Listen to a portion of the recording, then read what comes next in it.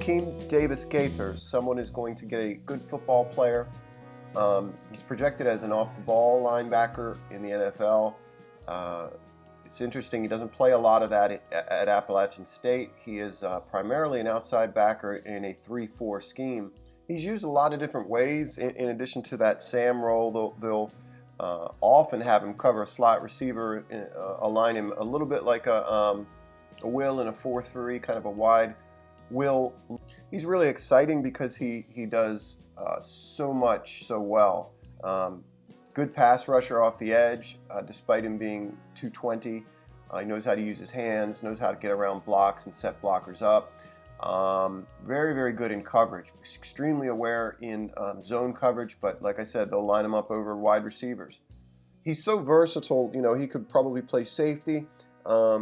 He probably projects most naturally or most obviously to a will in a 4-3 scheme. If this guy was, I don't know, 30 pounds heavier, he'd be an awesome sandbacker in our scheme. But we are required to see how he might translate if the Ravens were to pick him up, and we'll do our best to do that. As always, the music below my voice is an original composition, and if you check the description box, you'll find a link taking you to a place where you can download this tune or a lot of other compositions if they strike your fancy, and in doing so you would be supporting this channel, and I would appreciate it very much. Thanks very much. This is him as the strong side outside linebacker in a 3-4.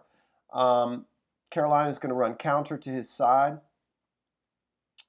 and that's something you see him do a lot. That little dip to avoid contact. South Carolina is going to pull this guard in an effort to kick him. He recognizes that, sees exactly what's going on. Watch how low he gets here in order to get underneath the pulling guard's hands, and still keeps his balance. Really, really nice wrap tackle for loss in the backfield. Watch that again.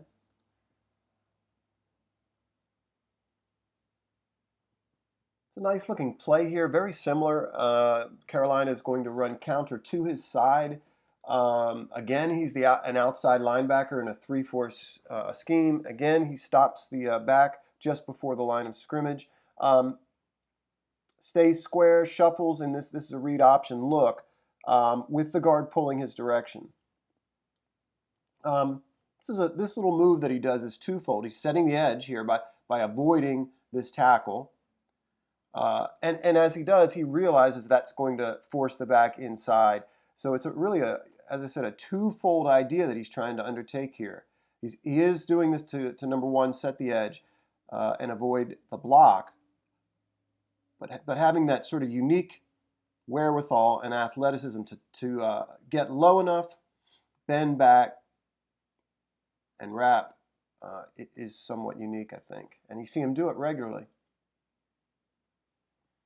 This is an interesting look here. It's almost a sort of a 3-3 with him as the nickel covering this slot receiver, or as you might see a will in a 4-3 look. But really, I think they still are thinking of him here as the outside linebacker, and they're charging him with the edge.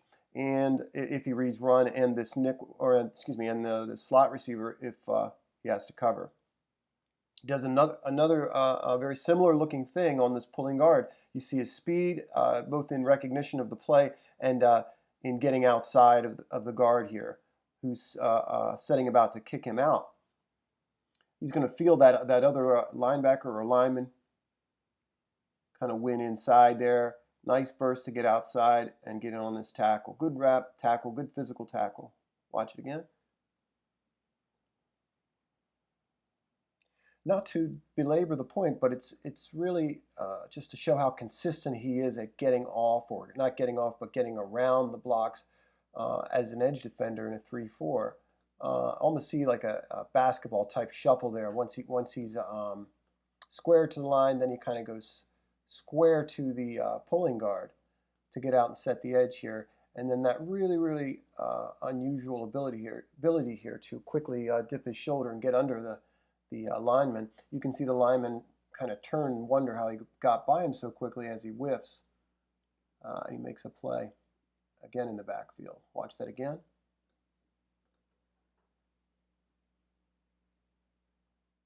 It's really unusual how many things he can do well. Real quick change of direction there. You see him stunt um, just under that 3 tech. Again, coming off the edge, kind of pumping his arms right at the tackle. And see him, this nice use of his hands here to get that inside arm off of him. Dips, and then real alertly goes up and gets in the throwing lane and knocks that football down. Watch that again.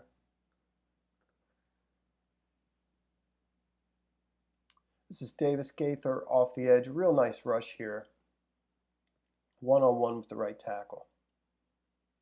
You see relentless pursuit, just great desire to get the quarterback. Comes off the line, arms pumping right at the tackle. You see the tackle start to set outside. The moment he commits that way, he's going to plant his foot and spring. Does a good job again, knows how to use his hands, getting those hands off of him. As he splits those 2 linemen, you see him get tripped.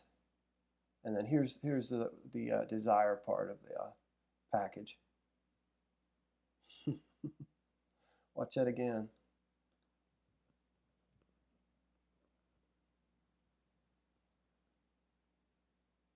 This tells you a good bit about him off the edge. He has speed to threaten the edge. He can bend. He uses his hands well. Watch this rush. That's that sort of go-to pumping of the arms that he does as he approaches the tackle. He's committed inside, so he's going to beat him off the edge here. Watch the hands. That's that club of his inside, the tackle's outside arm. And then there's the dip. There's the bend to get the edge. Pretty rare, to be able to cover as well as this guy can. We'll see that in a minute. To be able to rush as well as he can, to hit, and play the run as well as he does. This is an RPO here. He's being read. I want you to watch how technically sound he is here. So as not to give up this slant, he's going to hang and not chase.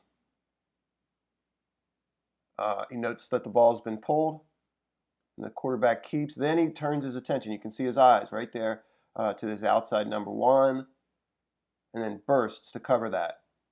Takes it away.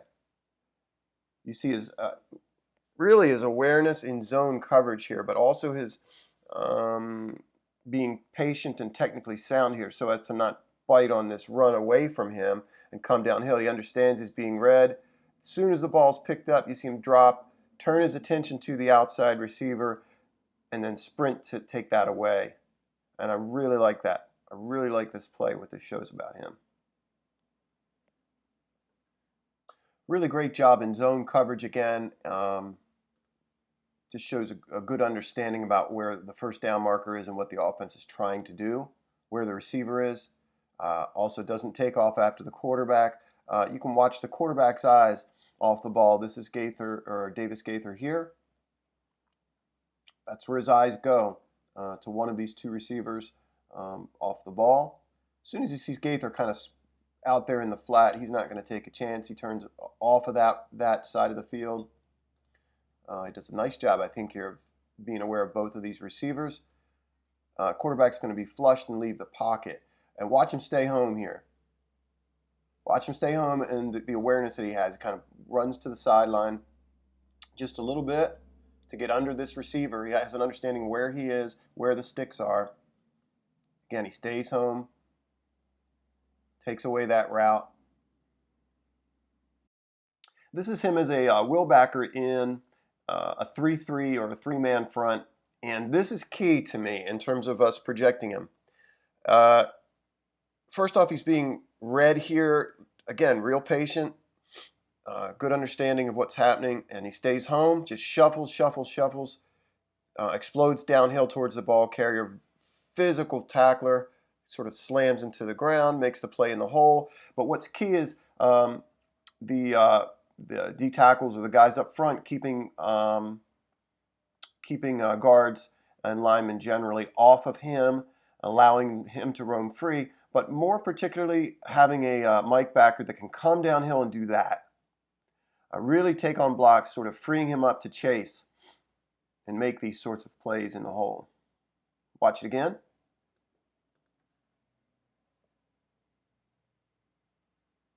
Just another look at him at the weak side linebacker position inside here. And this is a bit of what we're talking about. This looks like this ball gets snapped just a little bit before the second level's ready, and there's a little bit of confusion there.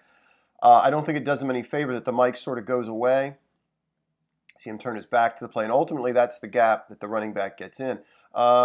You see him do a good job wanting to kind of get in his gap, right? As this back takes the football, he sort of has a two-way read here.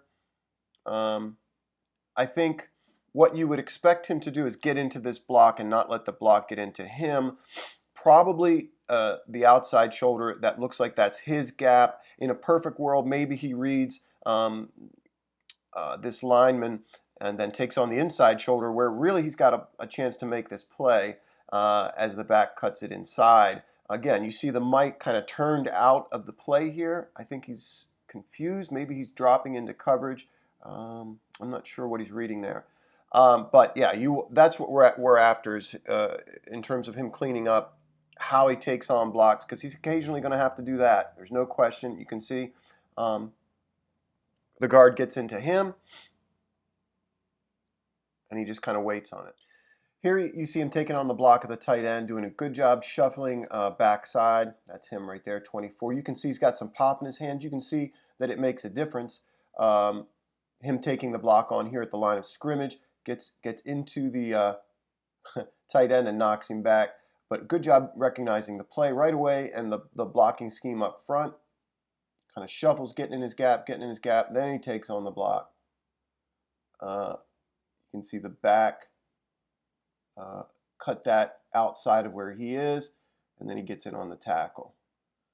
So that's a good block take on near the line of scrimmage, getting off the block and making a tackle.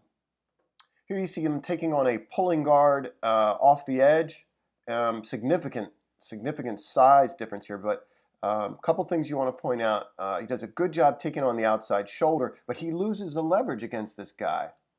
You can see this, despite that height disadvantage to the guard, he's able to get under Davis-Gaither and move him. The thing I like, though, is he is working still to find the ball carrier and get off this tackle.